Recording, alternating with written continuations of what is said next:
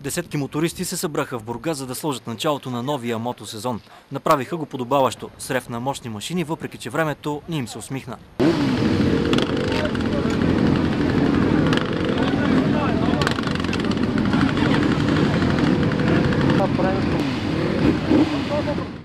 За някои от рокерите сезонът на две колела никога не спира, а сегашното откриване е просто един преход от есента към пролетта и добър повод за среща с събратята.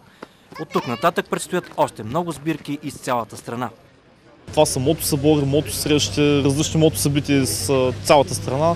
Ние от Бургас обичаме да пътуваме и се надяваме да ги посетим почти всичките. И както се надяваме да минем 1000 км по улиците тук в Бургас. Освен голямата палитра от модели, имаше и подобаваща разлика във възрастта на рокерите. Един от начинаещите беше едва на 8 години, но въпреки това се чувства в свои води. Събираем да се види татко с приятелите си и затова. Според бащата, мотосъборът, освен атракция, може да бъде и възпитателен. Ще добие някаква представа за движението, най-малко ще му помогне поне да се оглежда като пресича улицата, да се предпазва.